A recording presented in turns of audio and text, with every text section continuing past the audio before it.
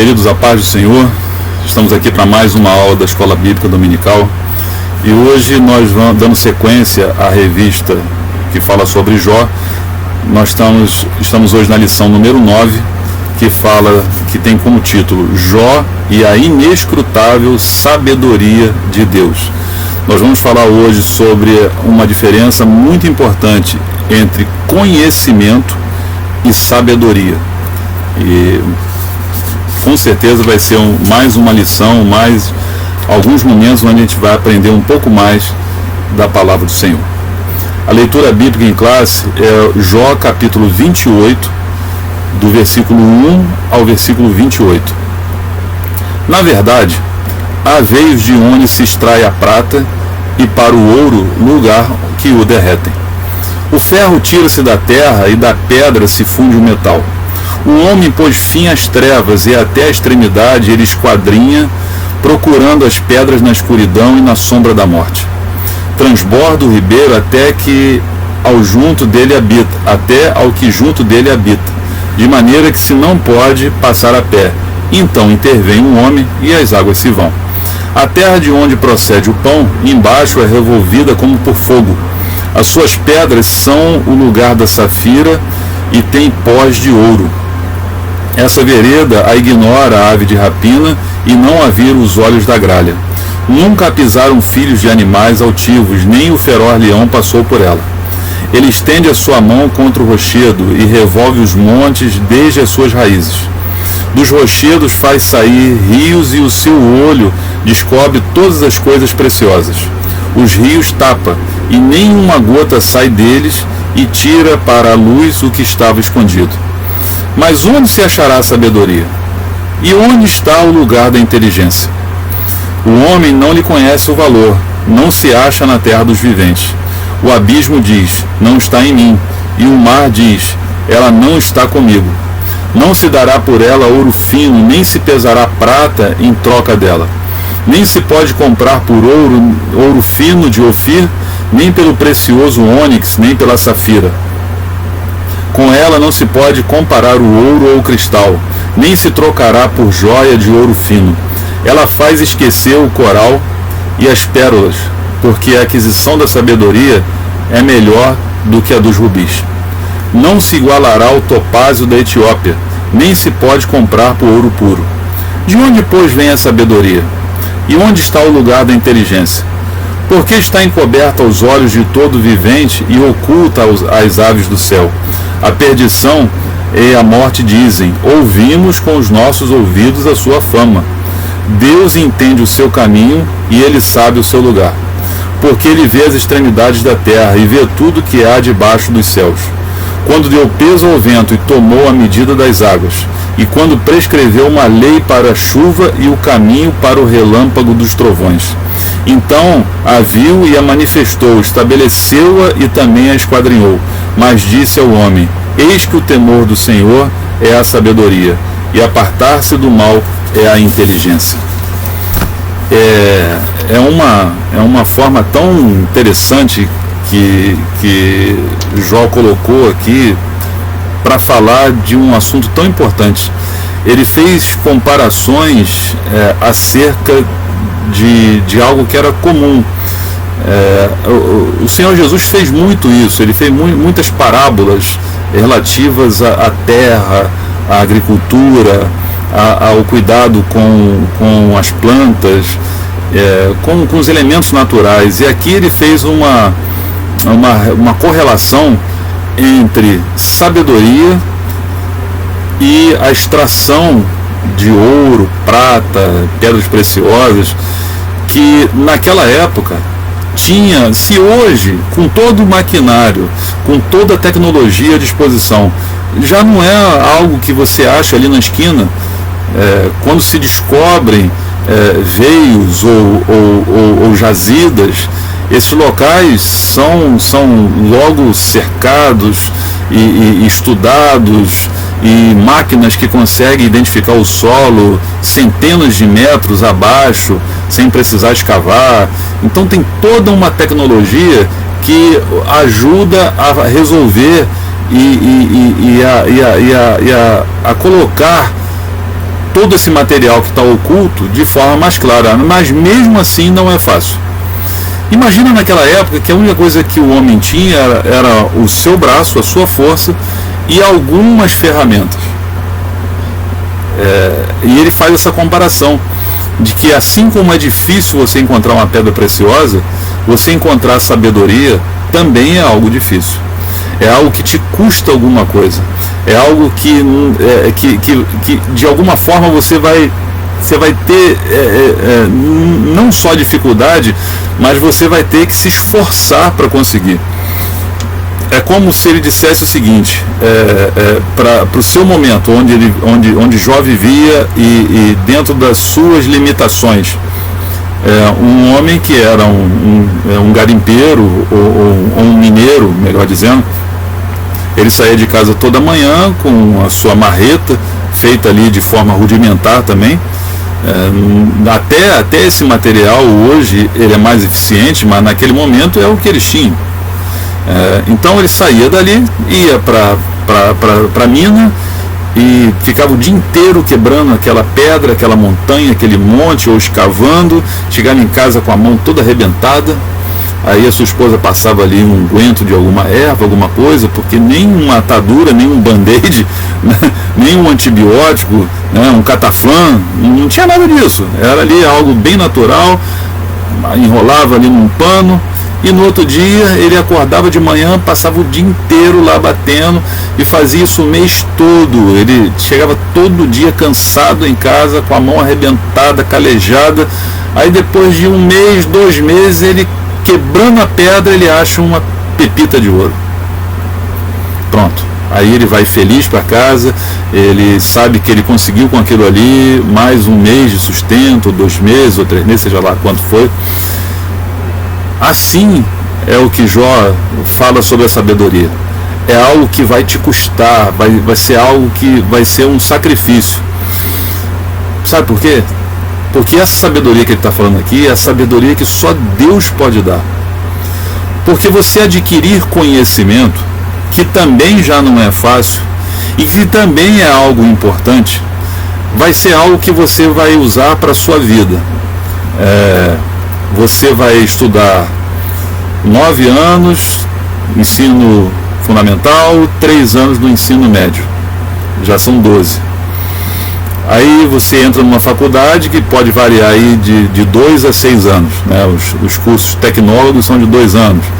E alguns cursos mais complexos, como medicina, chegam a 6 com a especialização. Então, você já está falando aí entre 14 e 18 anos. Para que você, ao final disso, você exerça a sua profissão que você escolheu para a sua vida. E que você vai ser bem sucedido ou não, vai depender de você. Sabe de quê? Do quanto de conhecimento você vai continuar adquirindo ao longo da sua vida. Um médico com 70 anos, ele continua estudando.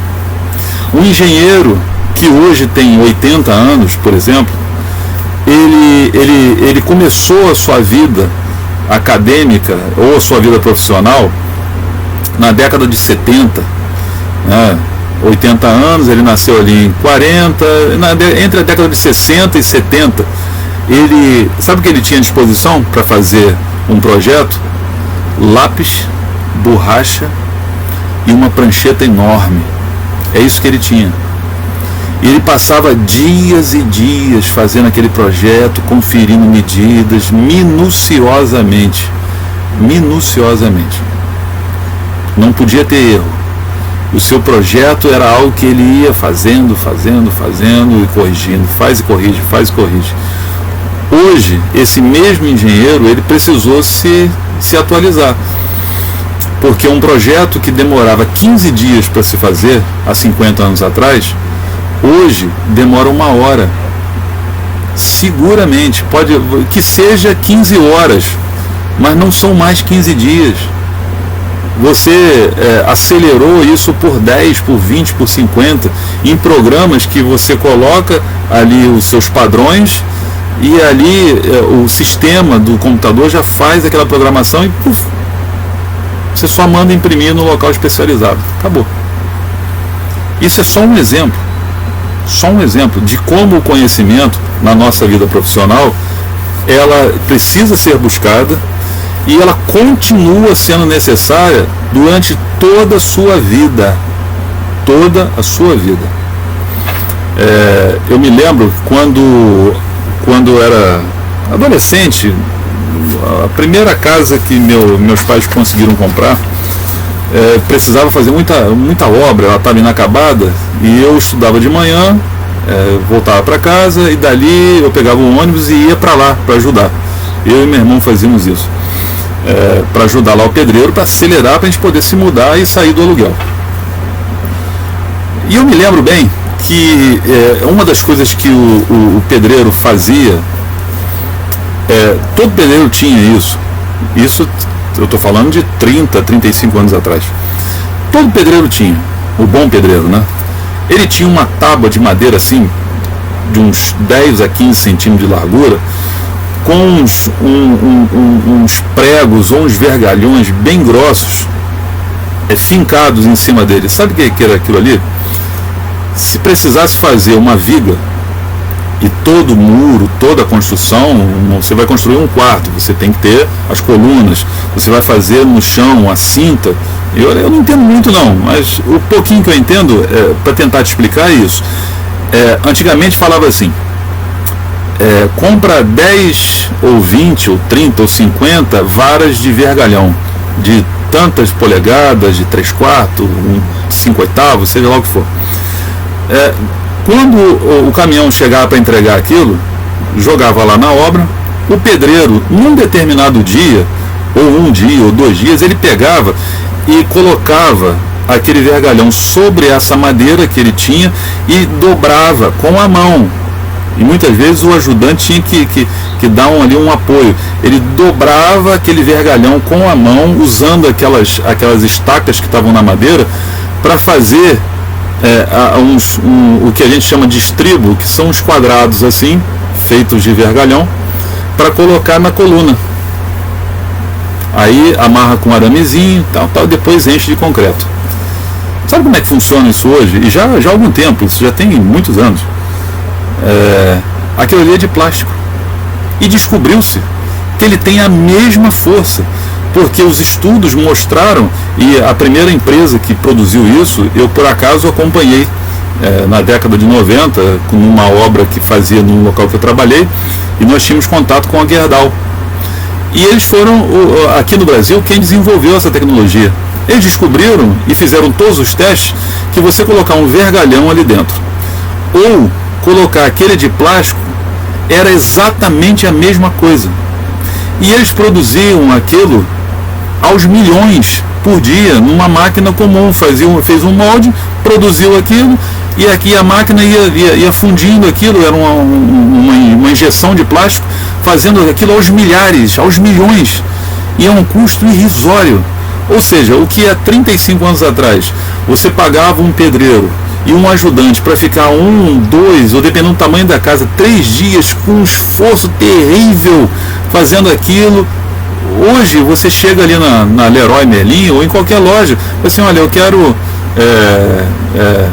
50 estribos de plástico, e você entrega na mão do pedreiro e ele vai fazer exatamente a mesma coisa. Tecnologia, avanço, o conhecimento serve para isso. Por que eu fiz todo esse discurso sobre o conhecimento natural? Porque agora a gente precisa fazer uma analogia sobre a sabedoria.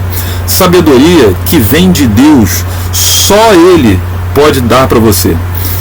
Os livros que você vai ler, a própria leitura da Bíblia. A própria leitura da Bíblia. Que se você fizer a leitura da Bíblia sem discernimento espiritual, ou de forma corrida, achando que aquilo é um livro de história, ele vai se transformar nisso, num livro de história. Porque a Bíblia, ela precisa ser lida com discernimento espiritual. Ela tem que ser quase que como degustada. Você ler, você estudar, mesmo que seja pouco, 5 minutinhos, 10 minutos, sabe? Se você puder fazer isso 1 hora, amém. Como às vezes a gente ouve, fala assim, olha, você precisa, o bom é que você acorde de manhã e ore meia hora, 1 hora, disponha, quanto mais tempo você orar, melhor. Claro. Mas irmãos, se eu colocar esse peso também sobre mim, E no dia que eu não puder, e a nossa vida às vezes é tão corrida, se eu não puder dobrar o meu joelho e falar com Deus ali 2, 3 minutos e achar que se eu fizer isso não vai ter validade porque eu não fiquei 1 hora, não funciona assim. Porque às vezes 1 hora pode ser aquela que a pessoa vai ajoelhar, vai estar ali orando, aí olha no relógio, 15 minutos. Aí daqui a pouco olha no relógio, 18 minutos. Não adiantou nada. Não adiantou nada. Tem que ser algo espontâneo. A oração é uma conversa com alguém que pode resolver os seus problemas. E alguém que te ama. E que quer ser amado. E que quer ser respeitado. E que quer ter um tempo com você que seja pouco, mas seja de qualidade. Então a sabedoria, e nós vamos falar nessa lição, a sabedoria é diferente do conhecimento. Introdução. Nesta lição veremos uma das mais belas exposições bíblicas sobre a sabedoria. O capítulo 28 foi propositadamente colocado pelo autor para delimitar o fim dos longos discursos dos amigos do homem de Uz. O seu propósito é contrastar a sabedoria meramente humana com a sabedoria revelada, que é de origem divina. Assim, temos o objetivo de declarar que somente Deus é a fonte da verdadeira sabedoria. Essa divina sabedoria se manifesta na vida dos homens de forma prática através do temor do Senhor. Número 1. A sabedoria vista como um bem natural. Nesse capítulo, Jó faz um contraste entre a busca do homem por minérios naturais e a sabedoria. Essa analogia que nós acabamos de falar. Então ele contrasta o trabalho nas minas com a busca do homem pela sabedoria. Da mesma forma que desde os primórdios o homem usa diligentemente a tecnologia na busca de metais preciosos, assim também ele tem empreendido um grande esforço para encontrar a sabedoria. Para ser encontrado, primeiramente, o minério precisa ser garimpado. A sabedoria, igualmente. O minério existe, mas está enterrado. A sabedoria existe, mas está oculta. De onde vem a sabedoria?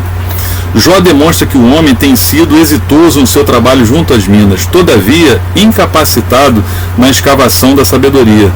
Tem procurado, mas não tem encontrado. O homem descrito por Jó é capaz de desviar o curso das águas a fim de evitar a inundação das minas, versículo 12 do capítulo 28, mas não é capaz de encontrar a sabedoria. A sabedoria dos sábios e da academia estava disponível para ser alcançada. Todavia, a sabedoria retratada por Jó não era fruto da tradição, nem podia ser obtida pelo método acadêmico. Embora os metais preciosos pudessem ser encontrados na terra escavada, a verdadeira sabedoria não podia ser obtida pelo simples esforço humano. Isso justificava o conflito que havia entre a teoria teológica dos amigos de Jó e a vivência concreta do patriarca. Portanto, a verdadeira sabedoria não era propriedade dos sábios, mas uma dádiva de Deus. Tiago nos lembra de que se algum de vós tem falta de sabedoria, peça a Deus, que a todos dá liberalmente, e não o lance em rosto, e ser-lhe-á dada. Aqui a comparação que Jó faz da sabedoria tradicional, da busca pelo conhecimento, que torna uma pessoa sábia, obviamente. Quanto mais ela estuda, quanto mais ela pesquisa, quanto mais ela corre atrás do conhecimento, ela se torna uma pessoa sábia. É claro, os sábios da antiguidade eram assim chamados porque eles detinham um conhecimento acima da média. Só que se essa sabedoria não lhe foi dada e imputada por Deus, é uma sabedoria humana que serve aos seus próprios interesses. Compreende a diferença? Conhecimento e sabedoria humana serve para mim. Eu estudo, busco, me empenho, faço curso, faculdades, pós, MBAs, seja lá o que for. Isso é para mim. Com isso eu vou usar essas ferramentas na minha vida, no meu trabalho, na busca pela minha vida financeira e assim por diante. É para mim. Quando eu busco a sabedoria de Deus, que só Ele pode dar, também é para mim, mas para quem está ao meu redor. Porque é uma sabedoria que só Ele pode dar, que me torna uma pessoa mais madura. E se eu tenho maturidade espiritual, eu tenho por obrigação, isso não é bondade não, eu tenho por obrigação. Se eu tenho sabedoria, isso é um talento que Deus está me dando. Se você tem sabedoria que Deus te dá, você tem um talento. E o que a Bíblia fala sobre os talentos? Aquele que tinha 10, ele multiplicou mais 10. O que tinha 5, mais 5. Aquele que tinha 1, ele não gastou o talento. Mas ele não exerceu, ele não usou aquele talento para aumentar.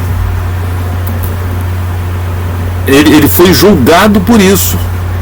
Ele teve medo. Ele falou assim: o senhor é um homem que colhe onde não plantou, o senhor é um homem duro, então eu fiquei com medo e enterrei o talento. Mas toma ele aqui, ó, estou te devendo nada.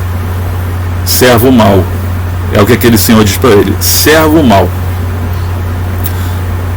Então, se você tem esse talento, que a sabedoria de Deus foi colocado sobre a sua vida, vai ser bom para você, evidentemente, sem dúvida nenhuma, mas ele precisa ser usado não só em seu benefício, mas para quem está ao seu redor. Porque a maturidade espiritual, seja ela a quem essa maturidade alcança, não precisa ser um líder, não precisa ser um pastor, não precisa ser um presbítero, um diácono, não precisa ter cargo eclesiástico nenhum, para você adquirir a sabedoria. Acabamos de ler aqui, Tiago falou: se algum de vós tem falta de sabedoria, peça a Deus, que a todos dá liberalmente, a todos. Então a pessoa pode não ter nunca exercido e nem nunca exercer nenhum cargo eclesiástico dentro de uma igreja, seja lá onde for, mas ele se colocou, ele tomou posse dessa palavra e pediu sabedoria de Deus e recebeu. Irmãos, essa pessoa, mesmo sem ser comissionada, ela vai entender. Olha só, o que a maturidade e a sabedoria da parte de Deus traz para a vida de alguém. Ela vai entender que aquilo que ela tem é tão bom que ela quer dividir. É simples. Tem uma coisa que acontece muito, eu já vi isso várias vezes, mas há de se ter um certo cuidado, e para isso as lideranças têm esse cuidado, e tem que ter. Eu já vi isso várias vezes. A pessoa se converte e ela vem de uma realidade às vezes terrível, ou era um viciado, ou era um bandido, ou era alguém que tinha uma vida totalmente desregrada, e aí ela está no fundo do poço, e Deus estende a mão e ela dá a sua mão e ele aceita Cristo, e esse primeiro amor, com essas características dessa pessoa, costumam ser tão intensos, esse relacionamento inicial, que a primeira coisa que essa pessoa quer fazer é sair para evangelizar. Você talvez já tenha visto isso também. Só que o evangelismo, ele precisa ser treinado. A pessoa precisa estar preparada para isso. Precisa de algum conhecimento. Então as lideranças têm esse cuidado de preparar essa pessoa para sair, mas alguns compram. Eu já vi um irmão, que eu perdi contato com ele, que ele se mudou, mas ele um dia ele chegou e falou assim: olha, tem muitos anos. Ele falou: olha, passei na loja ali no Alcântara e comprei mil folhetinhos e estou distribuindo. Eu falei: amém, irmão, que bom, a palavra de Deus nunca volta vazia, mas vamos tentar fazer isso aqui de uma forma um pouquinho melhor, assim, vamos direcionar isso para você sair com uma pessoa, para você não se colocar em situações que às vezes podem trazer algum constrangimento para você. Se você for afrontado, você vai fazer o quê? Porque você não pode mais reagir como você reagia antes, que era pegar a sua faca ou a sua arma e descarregar. Você não pode sair dando soco em todo mundo. Você é uma nova criatura. Não, é verdade. Não, é verdade. Tá. Então você precisa passar, porque a pessoa acaba reconhecendo que precisa de ter alguma noção, alguma técnica. Não é muito, mas alguma técnica há necessidade de se ter. Então, a sabedoria e o conhecimento têm essas duas particularidades. O conhecimento, ele te traz um benefício pessoal. A sabedoria da parte de Deus, além do benefício pessoal, que vai ser inquestionável e vai ser maravilhoso, vai ser algo coletivo, algo que vai ser distribuído por você e compartilhado por você para tantas pessoas que estiverem ao seu redor. Tópico 2. A sabedoria vista como um bem comercial. Podemos ver um paralelo entre a sabedoria exposta por Jó nesse capítulo, como a descrita no livro de Provérbios. Esse livro, por exemplo, contém várias exortações para se adquirir a sabedoria. Todavia, há uma diferença entre o que Jó ensina e o que Salomão ensinou sobre a sabedoria em Provérbios. Em Salomão, a sabedoria tem um custo e pode ser encontrada, se buscada com diligência e entendimento. Ela tem seu preço e pode ser passada de pai para filho. Por outro lado, para Jó, a sabedoria está em outro patamar. Ela tem valor, mas não preço. Como bem destacam os estudiosos, a sabedoria em Jó é incomparável. Não se pode comprar ou trocar com todos os outros tesouros e patrimônio. É patrimônio exclusivo de Deus, não é possessão dos mestres, por isso não pode ser transmitida. A diferença é que o livro de Provérbios de Salomão, ele tem uma narrativa e uma característica poética. Está errada? Não. O que Jó tenta nos ensinar aqui sobre a sabedoria, diferente da sabedoria em Provérbios de Salomão, é que em Provérbios trata nessa figura de linguagem poética como algo que aquilo é algo sublime, é algo maravilhoso, que você vai alcançar, que você pode alcançar. Mas Jó nos desperta para uma outra realidade, que sim, é sublime, é maravilhoso, você pode alcançar, mas você vai ter trabalho. Não vai ser fácil, não vai ser tranquilo, não, vai ser duro. Assim como um minerador pode passar às vezes meses para achar uma pedrinha de 1 centímetro numa mina, assim a busca do homem pela sabedoria. Sabedoria que ele vai utilizar, mas que para achá-la ele vai ter trabalho. Não vai ser algo tão fácil e tão poeticamente tranquilo. A sabedoria não é um bem comercial. O patriarca não nega que a sabedoria exista ou que ela pode ser encontrada, mas o que ele diz é que a sabedoria não é um bem comercial. Ela não pode ser encontrada em toda parte, nem mesmo nas mais poderosas forças da natureza primitiva, o abismo e o mar. A sabedoria é de valor inestimável e só quem pode concedê-la é Deus. Agora, 3. A sabedoria vista como um bem espiritual. Uma verdade revelada. No versículo 20, Jó faz a importante pergunta: de onde, pois, vem a sabedoria? E onde está o lugar da inteligência? Anteriormente, Jó fez um contraste entre o trabalho de um minerador e o de quem procura sabedoria. Nele, os homens, semelhantemente a um mineiro, têm garimpado à procura da sabedoria, mas mesmo assim não têm achado. Toda diligência, técnica e determinação não tem sido suficiente para que ele a encontre. A sabedoria não está no centro da terra, nem com os sábios, de forma que possa ser passada pela simples via da tradição. Ela está oculta, todos os esforços humanos revelam-se inúteis na sua aquisição. A sabedoria está em Deus e somente Ele pode outorgá-la. Deus é a fonte da sabedoria e somente Ele pode revelá-la. Aqui ele faz traz aqui uma reflexão bem interessante, que ela não pode ser passada pela simples via da tradição. Isso significa o seguinte: não basta eu ter nascido numa casa onde os meus pais serviam a Deus e buscavam a sabedoria de Deus, os meus avós, os meus bisavós, todos eles. Isso não vai ser colocado dentro de mim como se pudesse abrir a cabeça e jogar dentro da mente. Não pode ser colocado dentro do ser humano por herança. Não existe isso. Cada um de nós tem a sua própria trajetória e formação espiritual. O amadurecimento espiritual, ele demanda um certo tempo e um certo ou um grande trabalho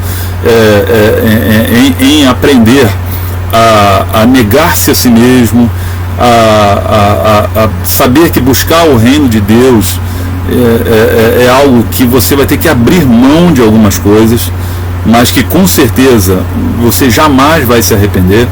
Você vai eventualmente abrir mão de alguma coisa até que você goste, mas que aquilo que você vai receber vai ser infinitamente melhor. Então, por via de tradição ou simplesmente por ser de uma família onde pessoas buscaram a sabedoria de Deus, não te faz alguém maduro ou sábio no sentido de ter essa sabedoria vindo da parte de Deus. Uma verdade prática: a sabedoria vem de Deus, ela está em Deus e é Ele quem a revela. A sabedoria divina não é uma verdade a ser apenas contemplada, mas a ser vivida. Ela é prática. Jó diz que a sabedoria está no temor do Senhor. O temor do Senhor aproxima o homem de Deus e a afasta do mal. A sabedoria, portanto, é relacional. Esse foi um testemunho que o próprio Deus já havia dado sobre Jó. Ao contrário de seus amigos, ele vivia a sabedoria divina, não apenas a sabedoria contemplativa, tradicional, transmitida pela tradição. A sua sabedoria era uma verdade revelada, por isso convertia-se em ação prática e relacionamento duradouro. É interessante aqui que ele coloca que a sabedoria, portanto, é relacional, ou seja, existe uma relação entre a sabedoria que você recebe de Deus e ao mesmo tempo você consegue se apartar do mal, porque foi isso que Deus falou com Satanás. Conhece meu servo Jó, temente a Deus, reto, que se desvia do mal. Existe uma relação direta entre essas duas coisas. Eu busco... entenda que a natureza humana e o pecado são como ímãs, que elas se procuram ao tempo todo. Quanto mais você se coloca perto do pecado, assim como mais você coloca um ímã perto do outro, mais ele vai se puxar pelo magnetismo, né? E na questão humana e o pecado, é isso, é como um ímã. E ao momento que você começa a seguir a Deus, entrega a sua vida a Cristo, entende que sua vida não te pertence mais, e começa a buscar sabedoria, é como você virasse um desses ímãs para o outro polo. Porque você, quando era criança, e eu fiz isso, eu gostava de fazer, você pega dois ímãs, os polos eles se atraem, e quando você vira esse ímã, ele repele, você tenta encostar e ele joga para longe, que são essas duas faces do ímã. E a questão da natureza humana com o pecado é a mesma coisa. Se os dois estiverem com vontade, eles vão se unir. A natureza humana, ela é tendenciosa ao pecado, sempre, todas elas. Mas se eu busco a sabedoria de Deus, essa relação do homem com Deus, ela faz com que o pecado se afaste. Resistir ao diabo e ele fugirá de vós. É o que a palavra nos ensina. Resistir ao diabo. Eu busco sabedoria e resisto a ele, e ele fugirá de vós. Resista ao pecado e você vai conseguir se distanciar dele. Lembrando que nós colocamos de forma muito clara aqui que nada disso é fácil, mas é possível. Tiago falou isso, Jó falou, o Senhor Jesus explicou isso tantas e tantas e tantas vezes. Depois dele, Paulo, tantas vezes, em tantas passagens, falou dessa relação entre a vida abundante e o distanciamento do pecado com a busca por Deus. Então é possível e é real. Conclusão: vimos que mesmo com empenho na busca da sabedoria, os resultados não são satisfatórios. A sabedoria não é alcançada. A sabedoria é um bem valioso, e caro. Ela não tem apenas preço, mas sobretudo valor. Ela não pode ser comprada ou comercializada, nem mesmo pode ser dada. Ela é uma verdade revelada. Somente Deus é a fonte legítima da sabedoria. Ela se materializa no temor do Senhor. Quem teme ao Senhor é um sábio. Amém? Lição número 9 da nossa revista.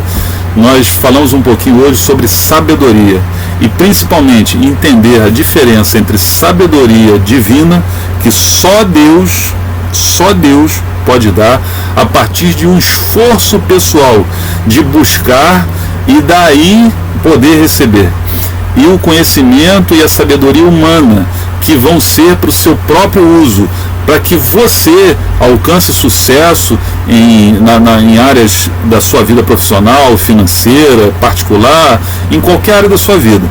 São duas sabedorias absolutamente diferentes. Uma você consegue a partir do momento que você se dedica. Então somente isso. Você se dedicou, você se esforçou, você vai alcançar o conhecimento. E é super importante. Não é menos importante. Pelo contrário, temos que buscar sempre o conhecimento humano para nós mesmos. Mas essa sabedoria que vem de Deus, essa sim, é a que vai fazer com que todo esse esforço que você teve de estudar 12, 14, 16, 20 anos e continuar estudando a vida inteira, que você possa desfrutar dos frutos desse conhecimento que você adquiriu. Porque a Bíblia diz que não adianta um homem ganhar o mundo todo se ele perder a sua alma. Não vai adiantar nada. Então, se você consegue conciliar essa busca pelo conhecimento natural, pedindo e se esforçando muito para conseguir receber a sabedoria de Deus, você vai ser uma pessoa mais próspera e feliz. E próspera no sentido da prosperidade verdadeira, que não é riqueza. É próspero e abundante no que você tem e no que você é, na sua família. A felicidade real que nós temos que buscar. Eu espero que essa lição tenha sido bênção na sua vida. Obrigado por participar dessas aulas conosco. Nós temos tentado, enquanto a escola bíblica não volta de maneira presencial, não deixar que fique esse vazio das aulas todos os domingos. Então, os pastores, diaconisas, diáconos, presbíteros, todos têm colaborado com esse trabalho das aulas online, para que esse conhecimento não deixe de ser passado e transmitido.